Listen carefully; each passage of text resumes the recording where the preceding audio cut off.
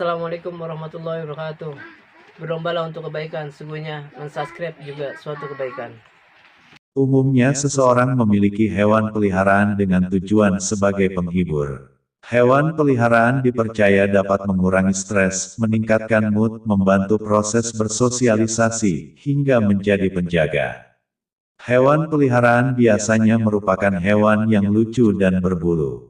Tak jarang juga hewan peliharaan dilatih hingga dapat melakukan berbagai perintah.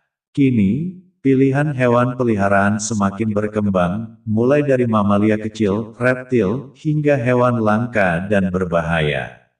Salah satu yang semakin marak dijadikan hewan peliharaan adalah ular. Hewan yang satu ini dipilih karena dianggap eksotis. Ular adalah anggota kelas reptil yang melata dan tidak memiliki anggota tubuh, sehingga ular bergerak dengan melata menggunakan permukaan perutnya. Secara garis besar ada dua jenis ular, yaitu ular berbisa, venomous snake, dan ular tidak berbisa, non-venomous snake. Kedua hewan ini adalah pemburu yang baik. Mereka sama-sama dapat berkamuflase sesuai kondisi lingkungannya.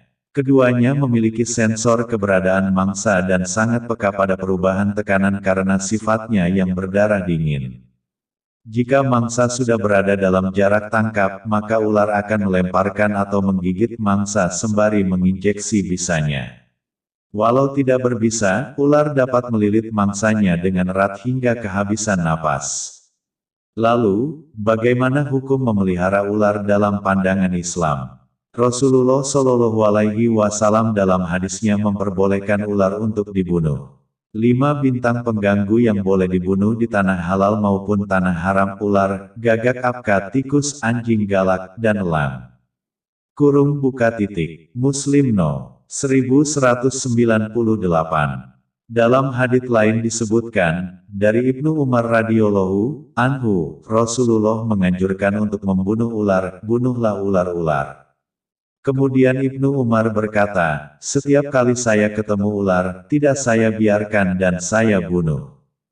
Kurung buka titik. Bukhari nomor 3299 dan Muslim No.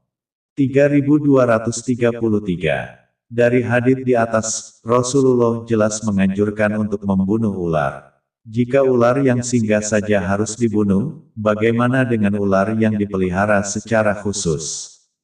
Mengomentari fenomena ini, Az-Zamakhsyari, seorang ulama Syafi'i yang wafat tahun 794 mengatakan, haram bagi mukallaf orang yang mendapat beban syariat untuk memelihara beberapa binatang, di antaranya anjing bagi yang tidak membutuhkannya, demikian pula 5 binatang pengganggu lainnya, seperti elang, kalat, tikus, gagak apka, dan ular. Al-Mansur fi Al-Qawaid 3/80.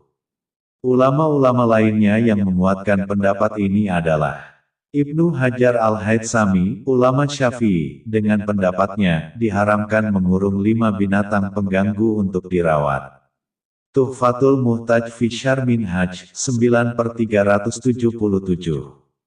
Hasyiyah Al-Qalyubi dan Umairah, ulama Syafi'i, dengan pendapat binatang yang dianjurkan dibunuh, haram untuk dipelihara.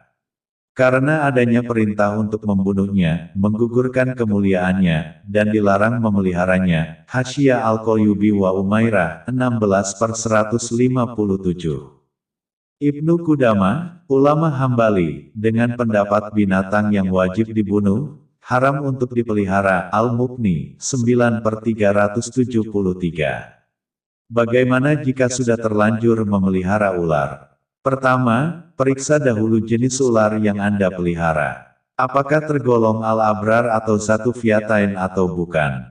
Bunuhlah ular-ular dan bunuhlah Zatufyatain dan al-abtar, nama dari 2 jenis ular berbisa, karena keduanya membutakan pandangan dan menggugurkan kandungan. Kurung buka titik. Muslim hadits No. 2233. Jika iya, sudah seharusnya ular tersebut dibunuh tanpa peringatan.